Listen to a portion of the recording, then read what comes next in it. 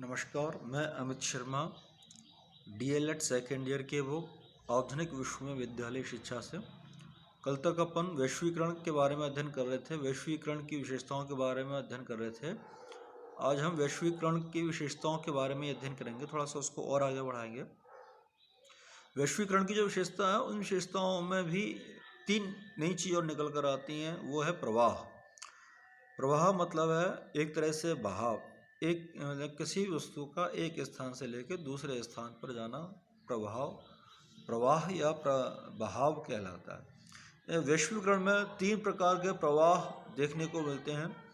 पहला प्रवाह देखने को मिलता है पूंजी का प्रवाह, दूसरा है उत्पाद का प्रवाह और तीसरा है श्रमिकों का प्रवाह। पूंजी के प्रवाह के रूप में जब अपन बात करते हैं तो पूंजी के प्रवाह का मतलब है कि जो पूंजी है उसका स्थानांतरण। वैश्वीकरण में पूंजी का स्थानांतरण एक प्रमुख विशेषता है, जहाँ कोई भी एक राष्ट्र दूसरे राष्ट्र में पूंजी का स्थानांतरण करता है। मतलब एक तरह से एफडीआई, आपने नाम सुना होगा। एफडीआई का मतलब प्रत्यक्ष विदेशी निवेश है। और यहाँ जो विदेशी कंपनियाँ हैं वो दूसरे देशों में अपनी कंपनियों को स्थापित करती हैं। भारत में भी कई प्रकार की कंपनियाँ हैं जो कि अपने पैसे को उस देश में लगाती हैं, वह कंपनियां खोलती हैं और वहाँ एक नया प्रोडक्ट का निर्माण करती हैं। भारत में कई प्रकार की कंपनी ऐसे कि जैसे गाड़ियों के मोटर सेक्टर्स में अपन देखते हैं मारुति सुजुकी गाड़ी है। मारुति सुजुकी जापान की कंपनी है। दोनों पहले हीरो होंडा मोटरसाइकिल आती थी, बाइक आती थी, तो हीरो भारत की थी और होंडा जापान की थी। दोनों ने मिलकर ही काम कराया था। और भी कई प्रकार के उत्पाद हैं जिनका अमेरिका और चीनी इसमें काफ़ी आगे हैं। और प्रथम नंबर पे अमेरिका, दूसरे नंबर पे चीन इसमें आता है पूंजी के प्रवाह के रूप में, जो कि विदेशों में जैसे सबसे ज़्यादा अपना जो सेटअप है वो स्थापित कर रखे हैं। काफ़ी सारी विदेशी वस्तुएं स्थापित की जाती हैं और ये केवल प्रवाह इसलिए होता है कि जिससे कि वहाँ के लोगों को अधिक से अधिक रोजगार मिल सके, क्योंकि गवर्नमेंट ये चाहती है कि अधिक से अधिक लोगों को रोजगार मिलना, इसलिए पूंजी का प्रवाह है। अगली पर बात करते हैं उत्पाद के प्रवाह की पर बात करते हैं। उत्पाद का प्रवाह का मतलब है कि जो उत्पादन है उस उत्पादन को एक स्थान से दूसरे स्थान पर पहुंचाना, जिससे कि अपन ये मान सकते हैं कि जब किसी भी राष्ट्र में कोई वस्तु पैदा होती है, देखिए जब जैसे मान लो अमेरिका है और अमेरिका के अंदर कोई चीज़ या कोई वस्तु जब उत्पादन किया जाता है तो ऐसा नहीं है कि अमेरिका उस वस्तु का उत्पादन सीधे ही उस देश में करना शुरू कर दे, क्योंकि पता नहीं है कंपनी स्थापित हो गई, सेटअप पूरा लग गया, लेकिन उसके उत्पादन में यदि कमी आ गई तो वो कंपनी को लॉस होगा। इसलिए सबसे पहले उत्पाद का प्रवाह किया जाता है। जब भी कोई उत्पादन किसी कंपनी के द्वारा होता है विदेश में, तो उस उत्पाद को दूसरे देश में भेजा जाता है, जिससे कि वहाँ के मार्केट का और वहाँ की जो उत्पाद की जो वैल्यू है उसके बारे में पता पड़ सके। काफ़ी सारे उत्पाद ऐसे ही सबसे पहले यही काम किया जाता है, उसके बाद दूसरे देशों में पूंजी का प्रवाह किया जाता है, जिससे कि वहाँ पर अपन सेटअप अच्छी तरह से कर सकें। कई सारे सेल्स फोन्स हैं, जैसे एप्पल का सेल फोन है, अमेरिका से उत्पादित होता है अमेरिका में, और अन्य देशों में उसको फिर उत्पाद का प्रवाह कर दिया जाता है, अन्य देशों में उसको भेज दिया जाता है। ठीक है। अगली पर बात करते हैं श्रमिकों के प्रवाह की पर बात करते हैं। श्रमिकों के प्रवाह का मतलब है कि जो श्रमिक शक्ति है उसका प्रवाह करना, उसको एक स्थान से दूसरे स्थान पर भेजना।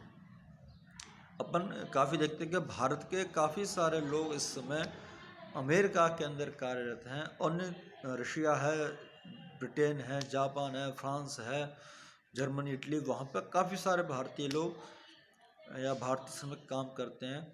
जापान की जो अमेरिका की जो अर्थव्यवस्था है, जो अमेरिका की जो गवर्नमेंट है, वहाँ ऐसा बताते हैं करीब 40% से अधिक लोग वहाँ भारतीय सेवा में, जो भारतीय जो लोग हैं वो काम कर रहे हैं। इसके साथ साथ भारतीय जो कामगार हैं उनको भी जो सऊदी अरब के जो देश हैं, आसपास के जो खाड़ी देश हैं, वहाँ भेज दिया जाता है, वहाँ पे वो काम करते हैं। क्योंकि यहाँ के जो लोग हैं उनके अंदर एक क्वालिटी है, वो जो काम में प्रशिक्षित होते हैं, काम में दक्ष जो लोग होते हैं, वैसे श्रमिकों का प्रवाह दूसरे देशों में किया जाता है। ये श्रमिकों का प्रवाह यहाँ देखने को मिलता है, जिससे कि उत्पादन की क्षमता में वृद्धि हुई।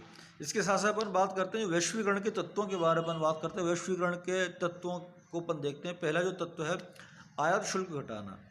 वैश्वीकरण जैसे शुरू हुआ है जैसे आयात शुल्क में कमी हुई है और सरकार ये चाहती है जब हम किसी भी राज्य में अपना सेटअप करें या अपन जो कोई विषय वस्तु उत्पाद का आयात करते हैं तो वहाँ जो आयात शुल्क है वो कम कर दिया जाए, जिससे कि लोगों को सही रेट पे सामान मिल सके और लिमिट का भी लाभ लोगों को, अच्छा लाभ लोगों को मिल सके। यदि आयात शुल्क ज़्यादा होगा तो कंपनियां दूसरे देशों में सेटअप नहीं करेंगी। दूसरी पर बात करते हैं आयातों पर प्रतिबंधों को ढीले करना। प्रतिबंधों को ढीले करने का मतलब ये कुछ जो अंतर्राष्ट्रीय व्यापार जो है उसके अकॉर्डिंग कुछ प्रतिबंध हैं, वो प्रतिबंध बनाए गए हैं, उन्हीं प्रतिबंधों का पालन करना होता है। लेकिन फिर भी कुछ देश ऐसे हैं जो कि इन प्रतिबंधों को उन्होंने और ज़्यादा स्ट्रिक्ट बना रखा है। जब भी कोई विदेशी कंपनी भारत दूसरे देश के अंदर काम करने के लिए आती है तो वहाँ उनको कुछ शुल्क भी देना पड़ता है, कुछ प्रतिबंध भी रहते हैं कि इतना काम कर सकते हैं, इतना काम नहीं कर सकते। उस हिसाब से